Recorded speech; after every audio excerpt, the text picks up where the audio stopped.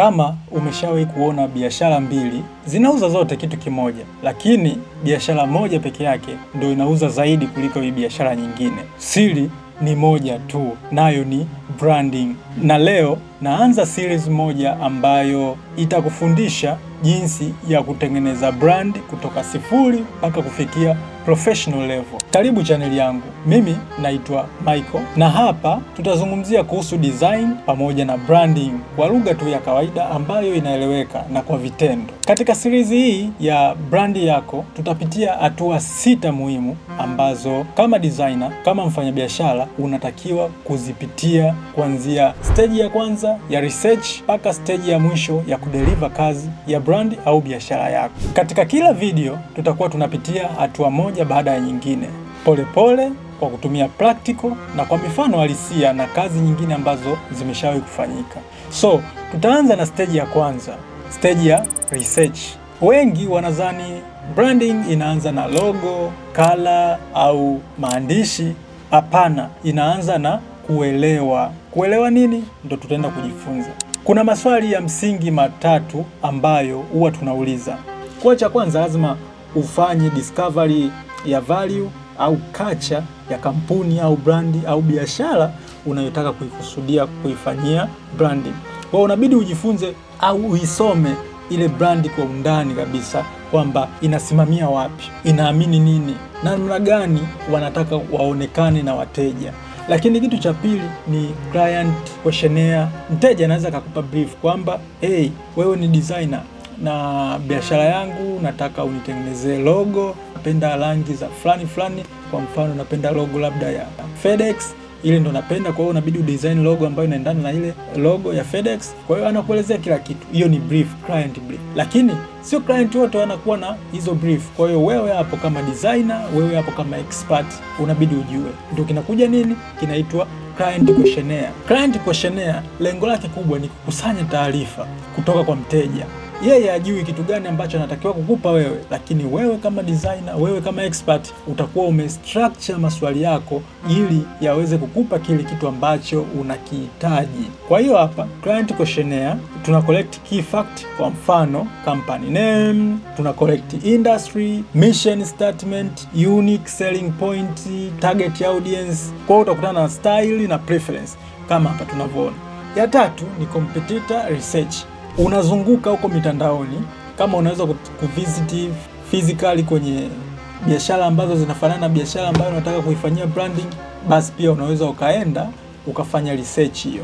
Kwa hiyo kule utaenda kuanalyze yule competitor ana logo za aina gani, anatumia toni gani, anafanya marketing zake kwa namna gani, ili tu kupata opportunity ambazo wale jamaa wanazingua, wewe uweze kuzitumia kwenye brand yako mpya ili msaidie mteja wako. Kama mteja wako atakuwa yuko willing kukupa, wengi hawako willing, lakini sasa unabidi umsaidie.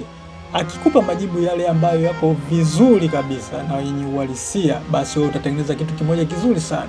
Unaweza ukazipataje hizi value? Hapa nimekuwekea wanaamini vitu gani, wana malengo gani, unaweza ukayajuaje? Ndio hizi hapa namna. Yaani wana kitu fulani ambacho kinaleta maana kwenye dunia. Kwa sababu hakuna mtu ambaye anajali kama wewe uleti thamani yoyote. Kwa lazima ujue. Tafuta kitu ambacho kinawasababisha wao waonekane zaidi ya kujenga tu profit. Kwa mfano, Elon Musk yeye anakuambia mimi nataka nitengeneze magari ambayo hayachafui mazingira. Yeye ndio imani yake. Kwa hiyo mbali na profit peke yake au faida, lakini anaka kitu fulani ambacho anaamini yeye anakafanya. Je, wana support labda kwa mfano sehemu zile za misaada, charities na nini kama hivyo? Hiyo inaonyesha namna gani wako na connection na utoaji kwenye jamii. Je, wanataka kuonekanaje? Wao wanataka onekanaje? Je, kama hapa a nice guy, yani ile tone au personality. Kwa mfano ukimwona mtu personality kama ya Diamond, ukaangalia na personality kama ya Amboneki. Kwa kuna personality mbili ambazo unaweza kuziona. Kuna mmoja yuko mchekeshaji, yani mchangamfu, kuna mwingine yuko kama level fulani hivi tofauti. Kwa hiyo unabidi uangalie hivi vitu viwili. Pia unabidi uangalie kwenye mambo ya cost zao, bidhaa zao, services zao zinauzikaje. Hii inaweza kukusaidia wewe kwenye kufanya marketing positioning.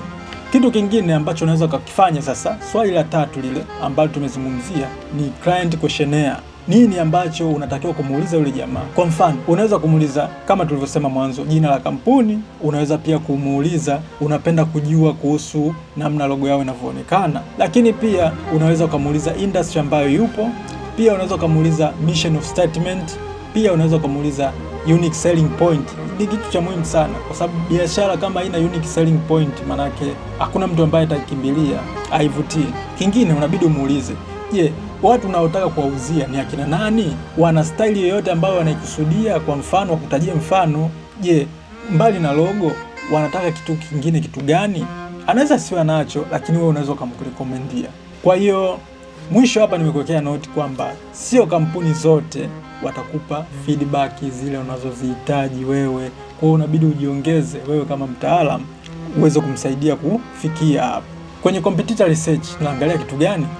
Mfano Tigo, Voda, Airtel. Wewe una kampuni yako inaanza, kwa hiyo unabidi uangalie Tigo, Voda na Airtel wanafanyeje. Je, una observe kwenye marketing, una observe kwenye branding zao, wanatumia rangi gani? Ukiangalia pale Tigo sasa hivi wamebadilisha, wanatumia blue na njano. Voda wanatumia nyekundu, Airtel wanatumia nyekundu, Halotel wanatumia orange, na kila mtu ana lengo lake. Sasa na wewe kama ndo unapewa na client mpya, bwana, mimi nataka utengeneze branding kwa ajili ya mtandao wangu mpya. Brand labda ana name yoyote kwa mfano, utafanyeje? Kwa lazima uende kuangalia wale wamefanyeje, na uangalie magep gani ambayo unaweza kutumia.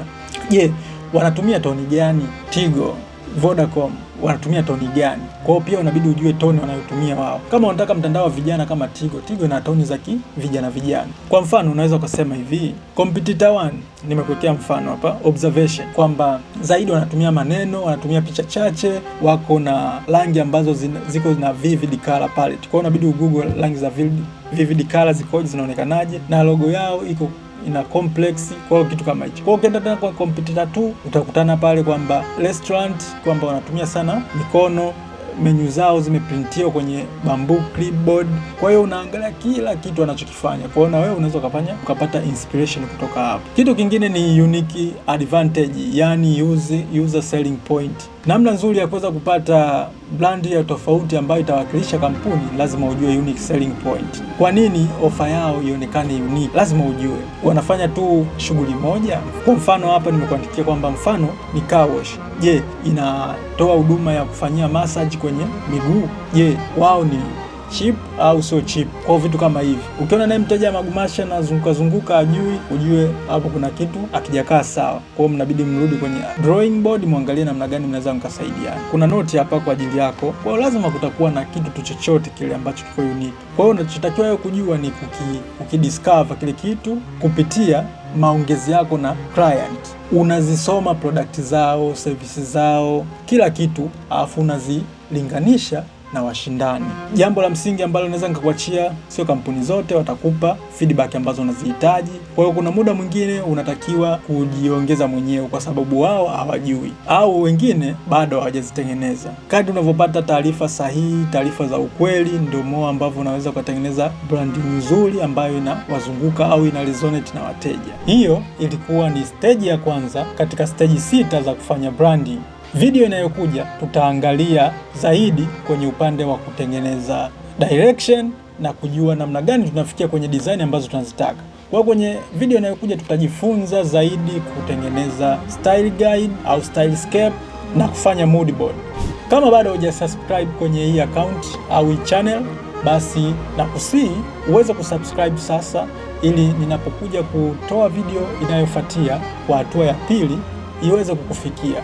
Na kama una project yoyote ambayo unaifanya sasa hivi, unaweza ukaniandikia hapo kwenye comment, basi tunaweza tukazungumza. Kama kuna kitu cha 1 na 2 cha kuongezea au cha kupunguza, basi tutadiscuss kwenye comment.